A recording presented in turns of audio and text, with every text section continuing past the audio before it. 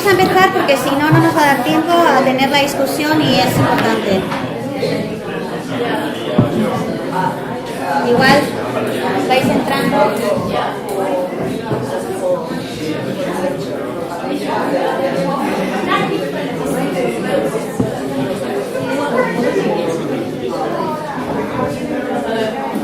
Bueno, os voy a introducir, voy a empezar porque si no yo sigo para adelante.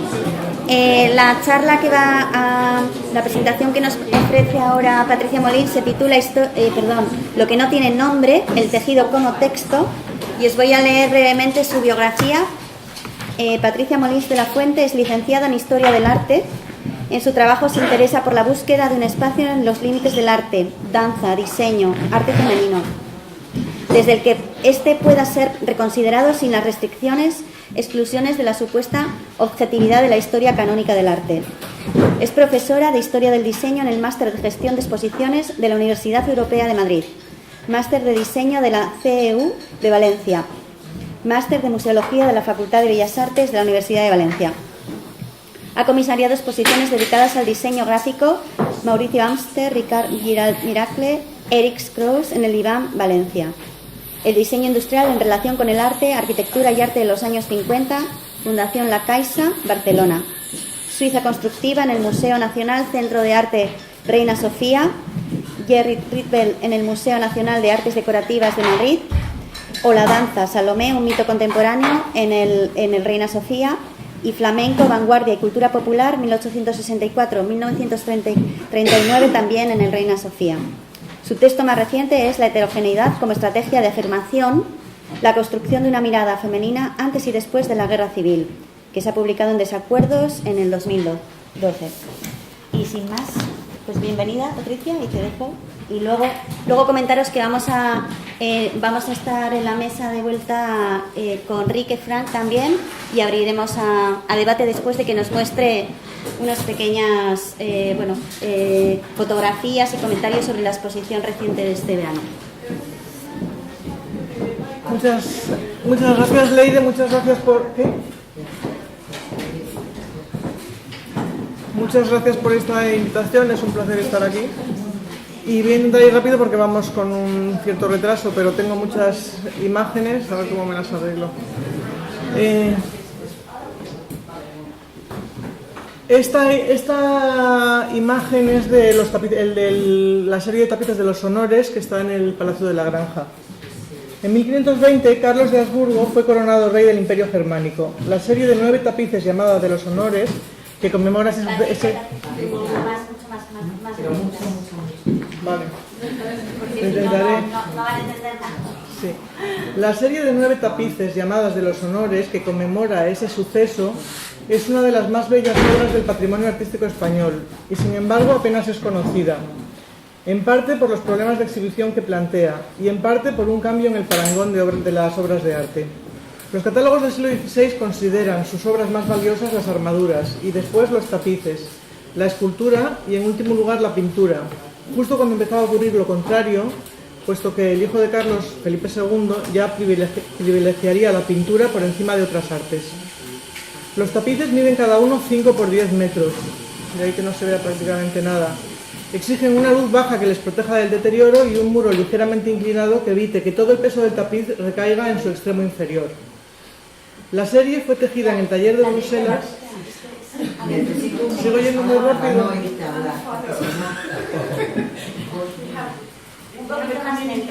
Vale, lo intentaré, pero va contra mi naturaleza, pero bueno, lo intentaré. La serie fue tejida en el taller de Bruselas de Peter van Aelst, a partir de dibujos de Bernard van Orley y Django Saert Mabuse, y probablemente de otros cartonistas. Para entender su valor hay que compararlos con los de su antecesora, Isabel la Católica, de tamaño muy inferior y comprados en los mercados locales de Medina del Campo, raramente en Flandes directamente, aunque esa región era famosa por sus tejidos y encajes. Fueron un verdadero tour de force para el taller. Van Aelst se arruinó en su ejecución y para poder acabarlos tuvo que vendérselo a los banqueros Fugger, quienes a su vez se lo revendieron al emperador. Se instalaron en el Alcázar de Madrid, que se quemó, y acabaron en la granja, donde se exponen actualmente. Después de haber estado ocultos durante años, se exponen en la sala que se creó para ellos durante la Segunda República. Los tapices constituyen una historia de la fama, pero también de la infamia, y de las virtudes, pero también de los vicios. Celebran la elección de Carlos de Habsburgo como emperador del Sacro Imperio Romano-Germánico en Aquisgrán en 1520. Ilustran sobre las virtudes que el soberano debe cultivar y los vicios que debe evitar. Para ello, reconstruyen en un puzzle abigarrado una historia del mundo a través de sus grandes personajes sacados de la historia, pero también de la Biblia y de la mitología. Aparecen también los intelectuales cuyas citas están bordadas en el tapiz. Allí están Aquiles, Alejandro Magno, Zeus, Abraham, Sócrates o Petrarca.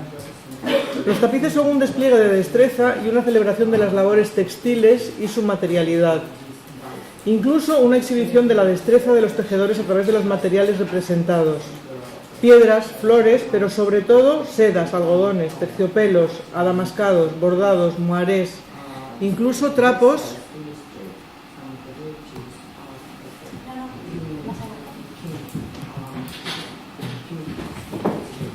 Aquí en la flecha, ¿no? Vale. Incluso trapos y remiendos. ¿Y esto está en...? Así.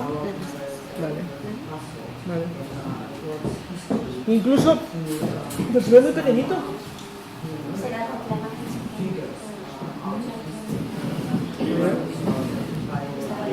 Ahora. Incluso trapos y remiendos, como se ven en la figura de la pobreza, alzando el puño hacia el cielo, haciendo el signo de la higa. Con miles de colores, incluyendo hilos de oro y plata que iluminan y tensan la tela, muestran también estos tapices los últimos inventos de la pintura: escorzos, volúmenes, luces, rostros velados o reflejados en el espejo. También aparece el autor.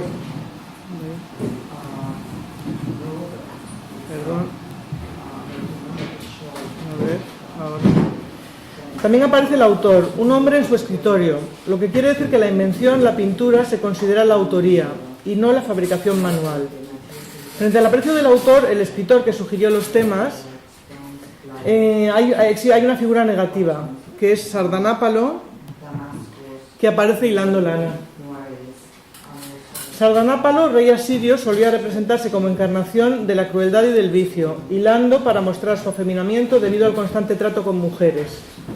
O sea que por un lado el autor teórico con la pluma en la mano se enaltece, mientras que un tejedor se presenta como contrafigura negativa, en un medio que por sí mismo constituye una celebración de los poderes del hacedor.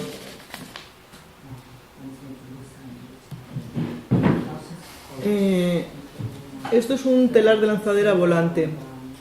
En 1733, John Kay, hijo de un fabricante de tejidos, inventó la lanzadera volante. ¿Te has perdido? Eso está en la segunda página, ¿no? Sí. Vamos un poco más lentos, ¿eh? Bueno, pues intentaré ir más despacio. Sí, por favor, sí. John Kay, bueno, pues a ver un segundo. Esta imagen, que no sé si lo veis, está Sardanápalo hilando hilo con una... no sé cómo se llama esto, Teresa. Con una devanadora, ¿qué es esto? Con un uso que es prácticamente igual al que aparece en fotografías antropológicas del siglo XX en España. Y este es el telar de lanzadera. En 1733, John Kay, hijo de un fabricante de tejidos, inventó la lanzadera volante. Mediante una rueda que sustituía a la mano del tejedor, permitía la manipulación de hilos más rápida que el telar. Con ello, el ancho del tejido podía aumentar. Ya no dependía del ancho del brazo del tejedor. Y sobre todo, una sola persona podía hacer el trabajo que antes hacían dos. El invento de John Kay, mejorado a lo largo del siglo XVIII, fue el origen de la Revolución Industrial. John Kay murió en Francia, a donde tuvo que huir en 1753, después de que los tejedores hubieran quemado sus talleres, que ponían en peligro sus trabajos. Paul Lafargue era miembro de la Asociación Internacional de Trabajadores. Tras conocer a Karl Marx, se alejó del anarquismo por el que se había interesado en un principio. Visitó España. Pues hacemos consecutiva. No, yo creo que es un poquito más lento. Es que lo intento, miren, te lo juro, pero... Sí, intento. nada, que Sí. O sea, no te da tiempo ni a leerlo. No. Sí, no. Vale, yo lo sigo intentando. Venga, venga. Quemar los telares, empezamos ahí. De acuerdo. Sí. Burning Paul Lafargue, bueno, visitó España como corresponsal de la Primera Internacional a fines de los años 60 del siglo XIX y vivió incluso un tiempo aquí tras haber sido expulsado de su país por participar en la Comuna de 1871. En España el movimiento revolucionario era de tendencia mayoritariamente anarquista, sobre todo tras la visita del anarquista italiano Giuseppe Fanelli. España formaba parte de la Primera Internacional desde 1868. Ya existía el PSOE y la UGT y su fundador, Pablo Iglesias, sería uno de los grandes amigos de Lafargue en España. Lafargue publicó un libro titulado El derecho a la pereza en 1883. Según Wikipedia, fue el texto más difundido del movimiento obrero, solo superado por el Manifiesto Comunista de Marx y Engels. Para Lafargue, siguiendo a Marx, la máquina representaba la posibilidad de emancipación de los obreros. Defendía su derecho a una jornada laboral de 3 horas, que permitiera un tiempo de ocio dedicado a la actividad física e intelectual. Escribió: el día que la clase obrera española quede triunfante en la lucha que sostiene contra sus explotadores, lo primero que debe hacer es quemar públicamente todos los telares y demás máquinas a brazo y reemplazarlos inmediatamente con buenas máquinas de hierro movidas.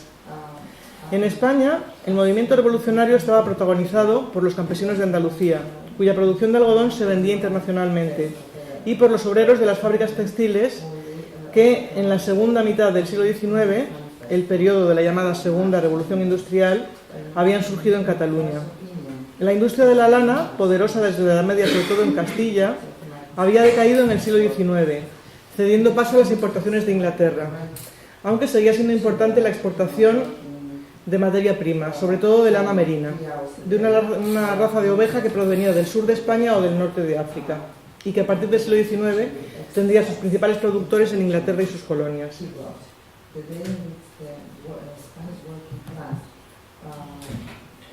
Uy, aquí se me han saltado. Bueno, el Museo Pedagógico. La respuesta de la aristocracia española a los levantamientos obreros... Perdonad un segundo. Oye, es que se me han desordenado. Me temo. Bueno, no pasa nada, es esta la que buscaba. No, ya se han ordenado. La respuesta de la aristocracia española... Ay, que estaba bien, perdonad. Ya. La respuesta de la aristocracia española a los levantamientos obreros y a la pérdida de las colonias a fines del siglo XIX, que le hizo perder la fuente de muchas fibras naturales, fue atrincherarse en el pasado o en un exotismo basado en las colonias de otros. Aquí vemos las telas orientales con las que forró el marqués de Cerralbo su palacio. Como dijo Walter Benjamin, los exotismos y las formas naturales del modernismo fueron la última estrategia de la burguesía frente a la realidad, que les llevó a convertir las casas, los coches, en protectores estuches acolchados. Al mismo tiempo, surgió el movimiento regeneracionista, del que nacieron algunas de las más nobles iniciativas españolas en el periodo entre la Primera y la Segunda República. La Junta de Ampliación de Estudios o la Residencia de Estudiantes entre ellas. Fruto de ese movimiento es el Museo Pedagógico Textil, parte de un gran museo pedagógico fundado y dirigido por Bartolomé de Cossío. ¿Puedes esperar un poquito? Sí. Estamos todavía terminando de quemar Vale. los telares. Lo siento mucho.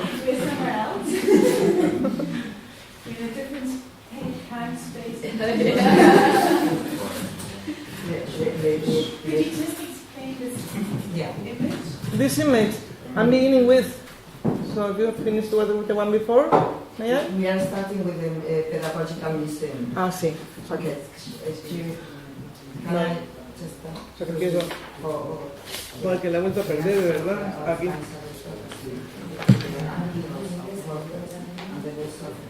Vale. Cossío había viajado por Europa para estudiar los museos de ese tipo, porque no hay que olvidar que la mayor parte de los museos de artes decorativas surgieron con un fin pedagógico. Se inspiró sobre todo en el de South Kensington en Londres, que luego sería el Victorian Albert, donde trabajaba de asesor Riancho.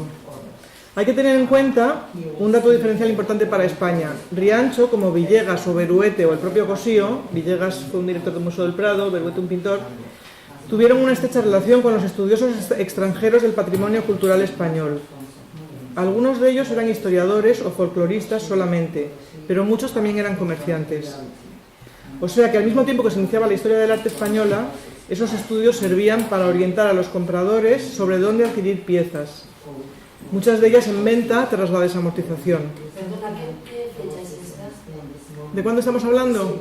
Pues 1882 se fundó el museo, las desamortizaciones pues fueron desde el año 30, me parece, del siglo XIX, y había un montón de... O sea, a partir de las guerras, de la guerra de Napoleón, de la guerra de independencia, llegan ingleses y franceses y empiezan a sacar patrimonio. Se da a conocer el arte español fuera y empieza a llegar gente, sobre todo ya a finales del siglo, aprovechando la desamortización, que compra los bienes que están saliendo y que se han dado a conocer gracias a las guerras. Entonces empezaron a haber libros sobre este tema, pues va a haber a finales del 19, sobre libros hechos por gente que también eran comerciantes, o sea, también historiadores, pero también comerciantes. O sea que al mismo tiempo que se iniciaba la historia del arte española, esos estudios servían para orientar a los compradores sobre dónde adquirir piezas, muchas de ellas en venta tras la desamortización. De manera que al mismo tiempo que nuestra aristocracia adquiría piezas exóticas, el patrimonio español se convertía en yacimiento exótico para las economías poderosas, dispersándose por Europa y Estados Unidos. Las colecciones más famosas de esa dispersión, digamos que son la Hispanic Society en Nueva York y la colección del magnate periodístico William Randolph Hearst, que se llevó patios, un montón de patios que tuvo acumulados en almacenes y palacios enteros. El conjunto más coherente del museo pedagógico, que agrupa todo tipo de textiles, es el de dechados y muestrarios, cuyo fin era enseñar a coser y tejer a las niñas y jóvenes. Covarrubias define así el dechado en su diccionario de 1611. Dechado, el exemplar de donde la labrandera faca alguna labor, y por traslación decimos ser dechado de virtud el que da buen ejemplo a los demás, y ocasión para que lo imiten. Díjose de la palabra dictatus, porque el que copia de escritos de otros lo va dictando. Otros lo dictan, y lo que se traslada se llama copia. Y el libro o escritura, de donde lo saca, ejemplar. Y ejemplar y dechado viene a significar una misma cosa. Son pequeñas piezas con diferentes tipos de labores, que las niñas confeccionaban desde la infancia. Con ellas aprendían las labores básicas. Los de la clase alta del siglo XVIII eran más ornamentales, como que acabamos de ver, que es de 1830, me parece que era.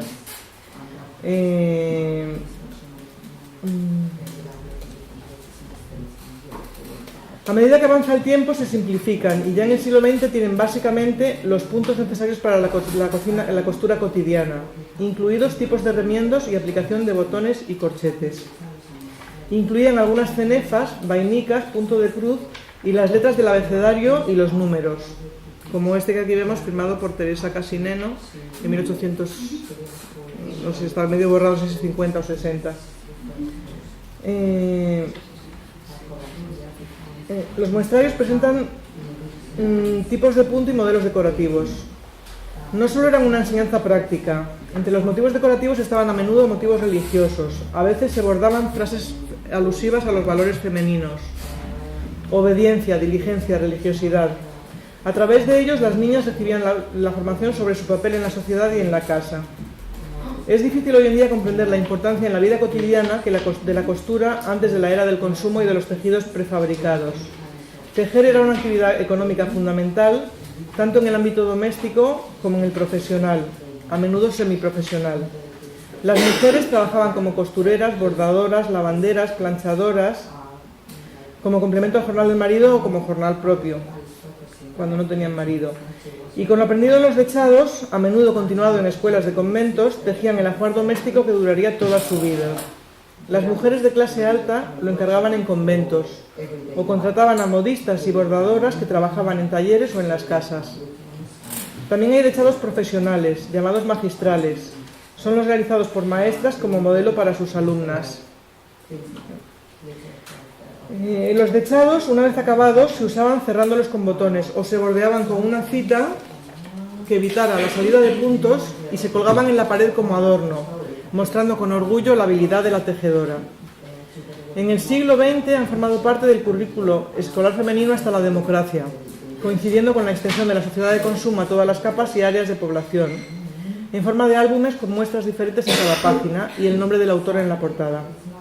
El dechado no solo transmitía un modelo de identidad femenina, sino también identificaba la procedencia de la autora, al utilizarse los puntos o técnicas de cada localidad, que se fijaron como la indumentaria y otros detalles al pasar de la sociedad aristocrática a los estados-nación en el siglo XIX.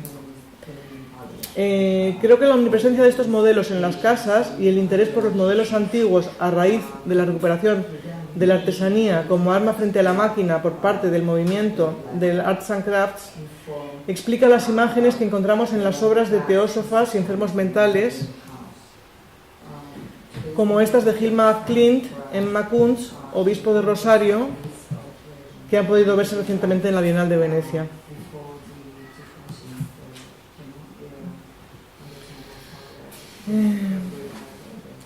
Gandhi con la rueca de Cádiz. Las labores manuales no son solamente un elemento de inspiración iconográfica o de protesta frente a la alienación de la máquina, sino también medio y símbolo antiimperialista. Mahatma Gandhi volvió de Sudáfrica a la India a finales de los años 10 y comenzó a liderar el movimiento de independencia de la India frente al Imperio Británico. Promovió el khadi, un tejido elaborado con una rueca muy simple, como medio de autoabastecimiento y de rechazo a las importaciones de Gran Bretaña. Fue una pieza central de su lucha pacífica. Al poder de la gran industria británica, que importaba el material de la India y lo devolvía manufacturado, opuso la multiplicación de talleres familiares en los que con una simple rueca producían los tejidos necesarios para la vida cotidiana o para su venta. Actualmente el khadi ocupa 1 millón de indios aproximadamente. No sabemos si en su distribución se encargan muchas empresas extranjeras, como la empresa sueca que vende chales como este. Esto es un khadi, que es un tejido muy fino.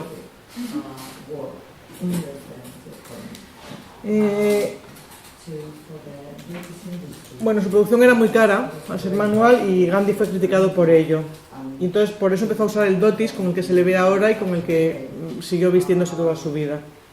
En 2011 el gobierno indio publicó un sello, el primer sello impreso sobre khadi, primero y último en la historia. La máquina frente a la mano. Lissitzky publicó en su revista ABC en 1925, una revista que editaba en Suiza, una serie de anuncios o manifiestos de lo que debía de ser la vanguardia y lo que no debía de ser. En uno de ellos pone la imagen de Tatlin construyendo el monumento a la Internacional.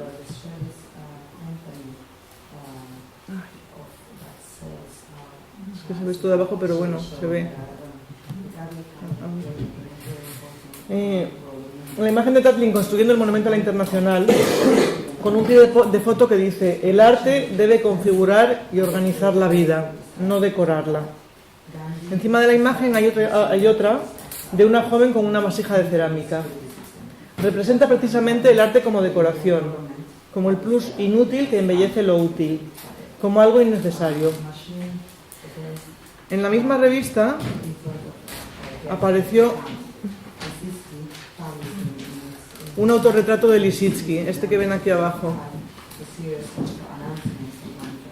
Es un fotomontaje en el que la mano del artista se superpone a su ojo y conecta a través de un compás con un dibujo. Letras trazadas con plantillas sobre un papel cuadriculado usando una regla. Todo este fondo, que es el autorretrato, es un papel pautado y tiene estas letras YZ y una flecha con la que forma el nombre de él, el Lissitzky, aunque no se ve muy bien en la foto. La mano es parte del instrumento. La idea de Lissitzky esbozada en esas letras es la misma que elaboró en estas letras, quiero decir en X que no se ve, Y y Z, Es la misma que elaboró en su texto A y Pangeometría, K y Pangeometría en el texto original, en el que identifica el arte con la geometría. Un arte que comienza al final de lo presente. El arte de la máquina, después de la Z. Un arte más allá del alfabeto o de los números conocidos. No después de ellos, sino al otro lado. Del mismo modo en que Alicia descubre otro mundo al otro lado del espejo.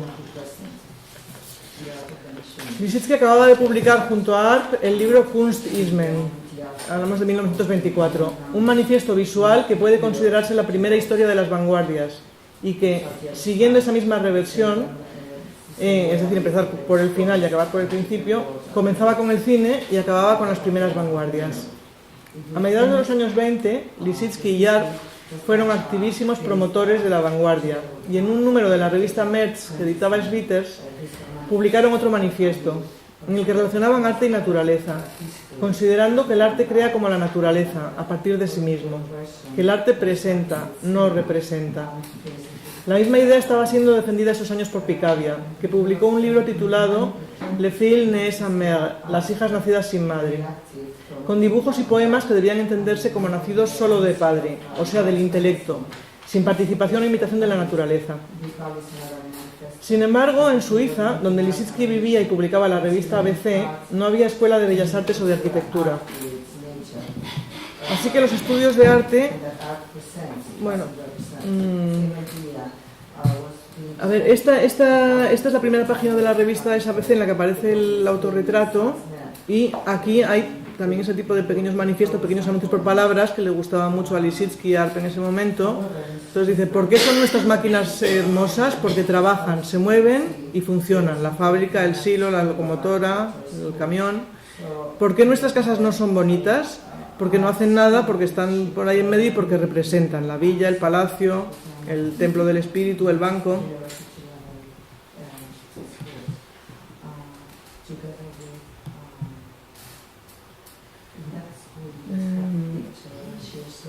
Bueno, ambas fotos se pueden poner en relación con las fotografías que aparecían habitualmente en los libros de trabajos infantiles, los mecanos o construcciones para los niños, los trabajos manuales para las niñas.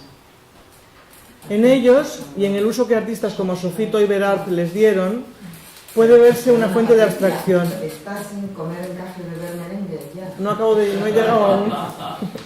Estoy en el último párrafo anterior, que empieza por sin embargo en Suiza, donde Lissitzky te trata. Pues sí, no, pensaba ya que estabas... No. Vamos bien. Bueno, Sofito Iberard era profesora en la Kunstgewerbeschule, o sea, en la Escuela de Artes y Oficios. Allí acabó su formación el arquitecto Weintraub. Esto es una imagen de Zurbarán, pero aparece una costurera en el siglo XVI, o XVII, Zurbarán es XVII, perdón, en el siglo XVII, haciendo un modelo que no sé si podéis verlo, pero está haciendo un modelo que es igual que el de la camisa que lleva puesta, con el libro, ¿no?, en oración y cosiendo. Y estas imágenes prácticamente se han repetido hasta el siglo XIX.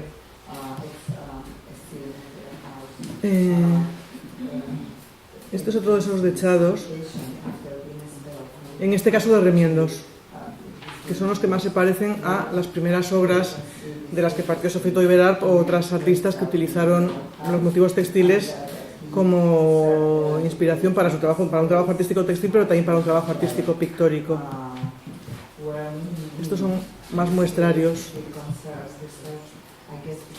del Museo Pedagógico, otro muestrario.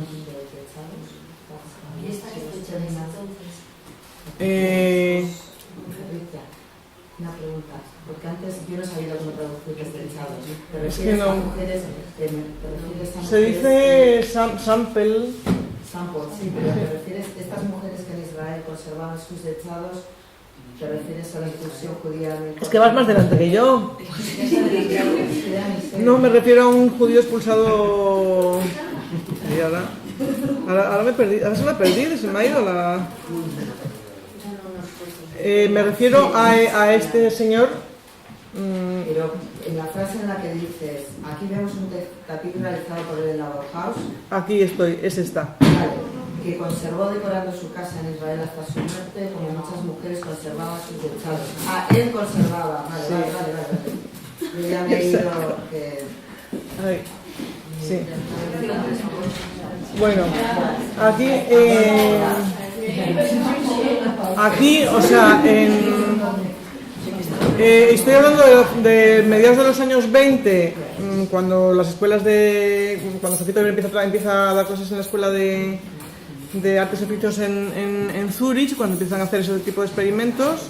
Y ahora paso, es que se está yendo, lo he puesto en que se vaya solo. Perdonad, esto... ¿Tengo que darle a dónde? Ah, vale, gracias.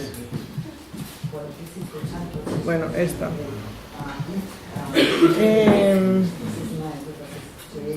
Esta, vamos, y luego, desde principios de los años 30 empezaron a llegar alemanes que huían de Alemania, sobre todo judíos, o presos o perseguidos políticos, que se fueron a Suiza para seguir estudiando. Y este tapiz es de un arquitecto que se llamaba Weintraub, que hizo este tapiz en la Bauhaus, luego acabó sus estudios en la Escuela de Artes y Oficios de Zúrich y luego se fue a Israel, y este tapiz sigue colgado en su casa, en casa de su hijo, que es el artista Amos Gitai. Entonces, vale. Comer encaje y beber merengue. Lissitzky publica esas imágenes de ABC al modo de los anuncios por palabras, de los faits divers, por usar la palabra de los cubistas, de los que puede decirse que fueron los primeros en saltar a este lado del espejo, el de la realidad, el del espacio anterior al cuadro. Si Lissitzky proponía considerar la mano como una máquina, Picasso ya había comenzado en 1907 a descarnar el cuerpo, a convertirlo en pintura. Ese año pintó Las señoritas de Aviñón, unos cuerpos construidos no precisamente por la naturaleza, sino por la mano del pintor. Y también en ese año pintó Klimt un retrato femenino de Adele Bloch-Bauer, una mujer exangüe, deformada, atrapada entre fragmentos geométricos que más parecen mosaicos minerales que tejidos. La mano deforme no parece capaz de tocar nada. Es un cuadro, sobre la vista. Y de ahí la multiplicidad de ojos, no sobre el tacto. Unos años más tarde, ya durante la Primera Guerra Mundial,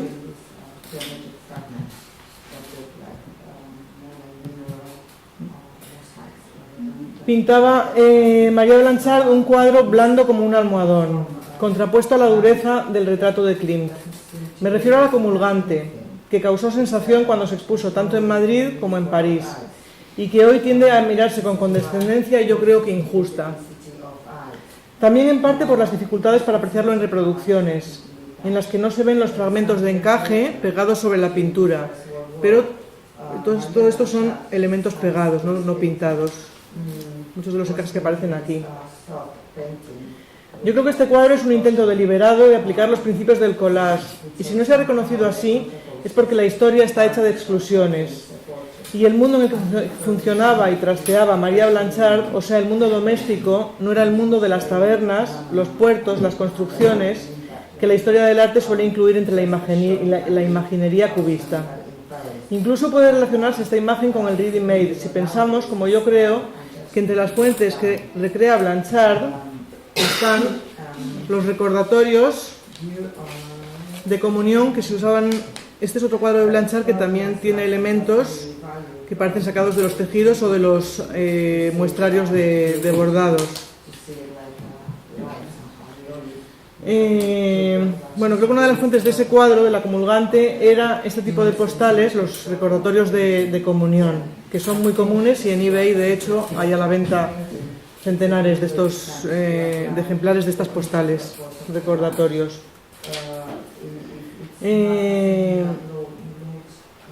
Blanchard estaría haciendo en ese cuadro, como en los cubistas, de las mismas fechas, la misma operación que Gertrude Stein realizaba en ese momento al publicar Tender Buttons, un libro dividido en 3 partes cuyos títulos son Objetos, Comida, Habitaciones. Stein reconoció que intentaba aplicar principios cubistas a la escritura, y no lo dijo, pero es evidente, de nuevo si se lee desde una perspectiva femenina, que intentaba llevar la escritura a un ámbito doméstico desusado en el cubismo. desplazarlo del centro de atracción favorito de los cubistas. Escribe en ese libro: actuar de manera que un centro no tenga sentido. Una acción amplia no es una anchura. Dan preparación a quienes se preparan. No comen los que mencionan los dulces y la plata. Hubo una ocupación. Bueno, es un libro que es ilegible y por tanto yo lo he leído en traducción, que dudo que sea buena porque es imposible, puesto que no tiene sentido. Las palabras no se sabe si se siguen una a otra por una razón racional, digamos, o simplemente por el sonido, con lo cual no creo que sea posible traducirlo bien. De todas maneras, en la escritura de Gertrude Stein yo creo que siempre hay un recurso que tiene que ver con el tejido, cómo va enlazando. La frase más famosa es la de una rosa es una rosa es una rosa, pero en realidad sus frases suelen ser ella se levantó y dijo, ella se levantó y dijo, una rosa es una rosa.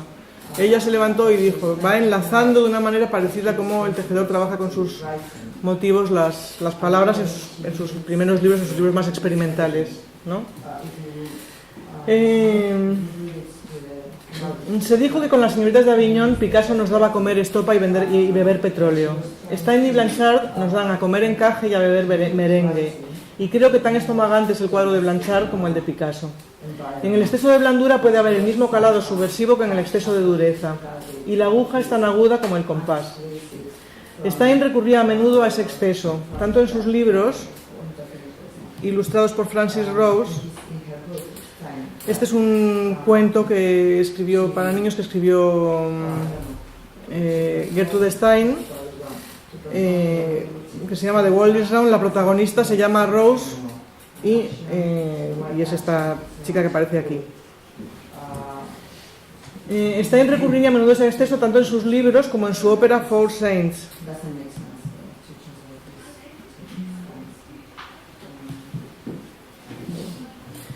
Como en su ópera Four Saints, protagonizada por San Ignacio de Loyola y Santa Teresa de Jesús, la primera obra en la que tanto el compositor como los intérpretes eran negros. La primera ópera. La escenógrafa y figurinista de la obra fue Florine Stettheimer, que vació las tiendas de celofán y otros tejidos sintéticos para llenar el escenario con ellos, rompiendo con la costumbre de usar sedas y otros tejidos nobles en la ópera.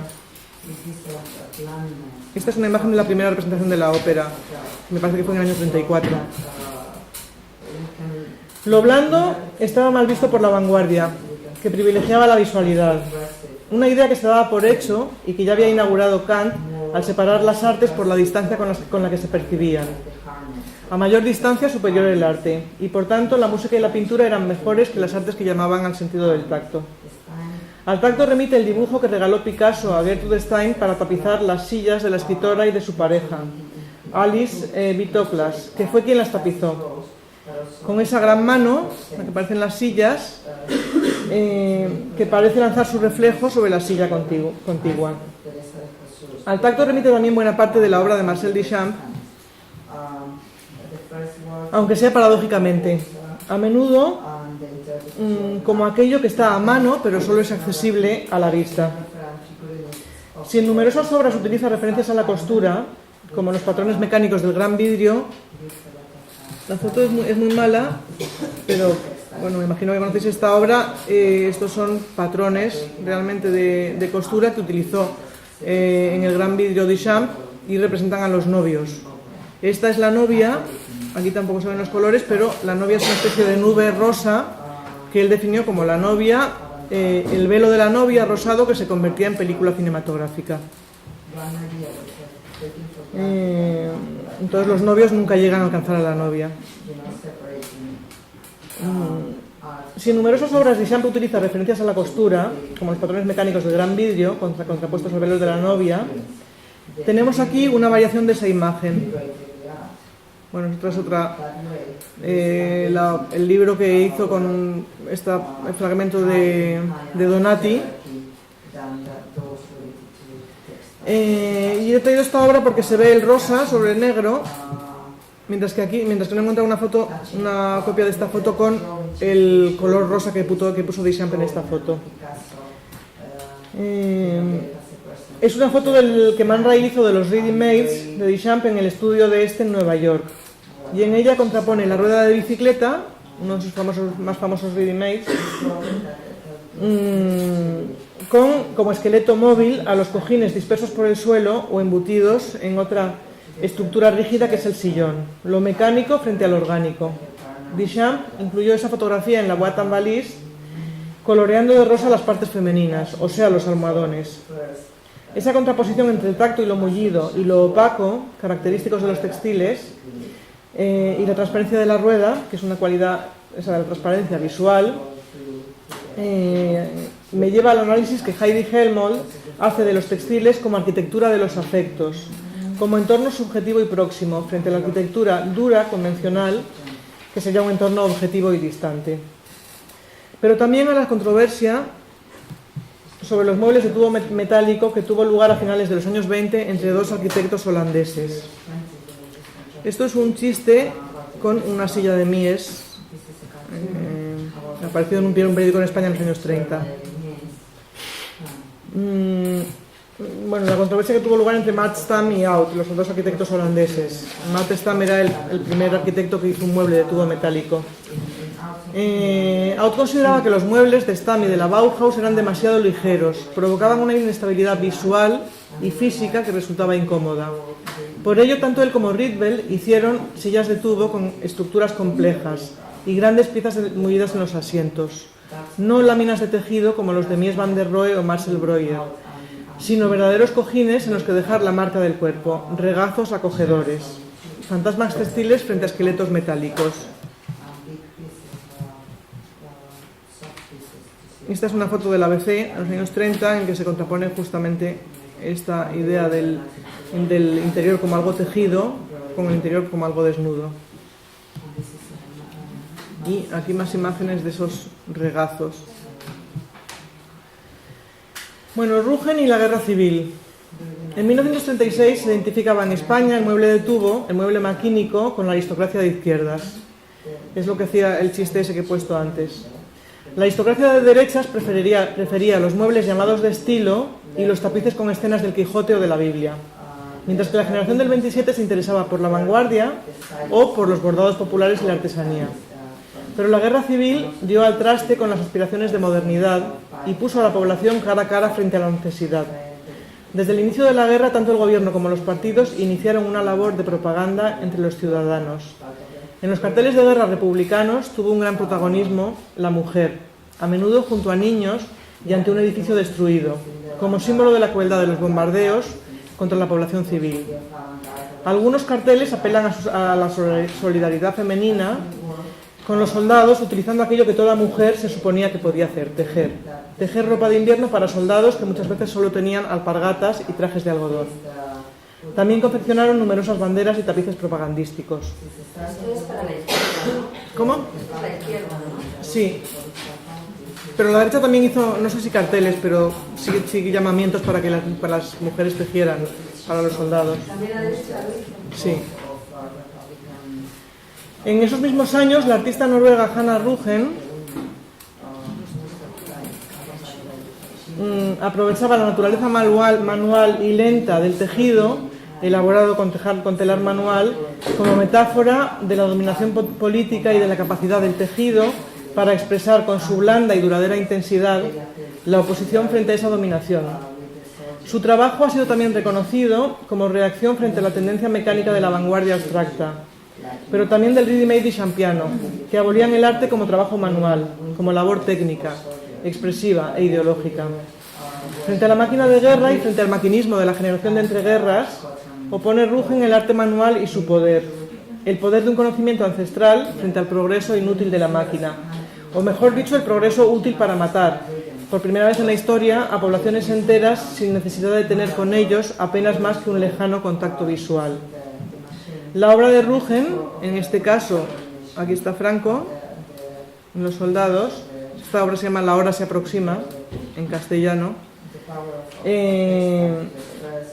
La obra de Rügen es una defensa del contacto directo, del proceso lento y manual constructivo frente a la inmediatez destructora de la máquina. Rügen era profesora infantil y activista política. Vivía en una granja con su marido pintor. Allí devanaba, teñía y tejía las lanas, sin usar dibujos previos, con figuras que son iguales en el haz y el embés. Su obra fue expuesta, entre otras ocasiones, en la Exposición Internacional de París de 1937, cerca del Guernica. Ella admiraba mucho a Picasso, aunque no admiraba mucho el arte de vanguardia, pero sí a Picasso, y esta figura y otras que aparecen en su obra tienen relación sobre todo con las señoritas de Aviñón. Y en el Moderna Museet de Estocolmo también en 1962. Y el Moderna Museet, recuerdo que fue un museo que en los 60 tuvo un montón de exposiciones, fue el primer museo que empezó a recuperar el dadaísmo y vanguardias que no se consideraban ni siquiera museísticas, digamos, porque no tenían una obra pictórica o escultórica potente, y el Moderna Museet fue el primero que empezó a introducir obras que no pertenecían a esa gran tradición, por ejemplo los textiles o por ejemplo el dadaísmo, en el museo en los años 60. Bueno, Maruja Mayo, El Esparto y Violeta Parra. Bueno, esta es Hanna Bruggen, la tejedora noruega, con su rueca. La utilización por la propaganda de las mujeres, a las que se negaba su participación en la política o en la economía, pero se les reclamaba su contribución cuando llegaba el momento, fue denunciada por Virginia Woolf en su libro 3 guineas, escrito a raíz de una petición para que colaborara económicamente con las fuerzas republicanas españolas. Allí también critica la ridiculización de los vestidos femeninos, con sus lazos y encajes que sirven para recluir a las mujeres en ese estuche blando del que hablaba Walter Benjamin, e incluso para dificultar físicamente sus movimientos. Para Woolf, los vestidos de malla flexible no solo eran una liberación física y mental, sino también el anuncio de esa liberación. Aquí tenemos un cuadro pintado por Maruja Mayo a mediados de los años 20 que contrapone dos tipos de vestuario y de mundos: la mujer teñida de rubio, contemplando el mundo real desde su casa detenida en el tiempo, recorriendo, rodeada de encajes, frente a la mujer moderna pero también del pueblo, recorriendo el mundo a grandes zancadas, vestida con un traje sin adornos. Maruja Mayo había acabado Bellas Artes poco antes y era profesora en la Escuela de Cerámica. Junto con Alberto fue el artista que más profundamente se interesó por el arte popular, y por eso que Ortega y Gasset llamaba los barrios bajos de la realidad, los campos de la periferia con sus objetos, detritus naturales o desechos humanos, amorfos debido a la acción de la naturaleza y del tiempo, incluyendo los cuarzos y espartos que abundaban en la zona de Vallecas por la que le gustaba pasearse. Era una defensora del arte popular como representación del pueblo, en el sentido tanto de arte anónimo como no elitista. También defendía que ella creaba como la naturaleza, que sus obras salían de su interior, como las obras de las medium. Una idea que presenta en su cuadro El milagro del trigo.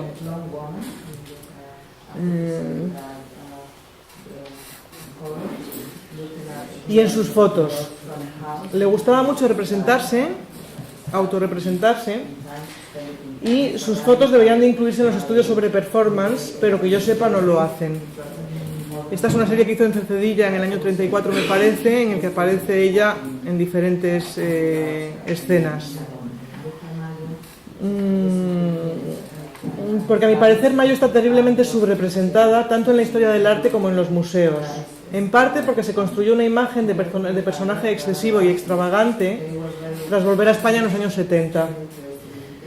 En 1936 había preparado la escenografía. Esta es una foto de ella rodeada de sus obras, con una espiga en la mano y con estos elementos que son de la escenografía teatral de la que voy a hablar ahora, otro cuadro con espigas que le salen de las manos y algunos de los modelos que utilizó en sus clases de cerámica, para hacer cerámicas.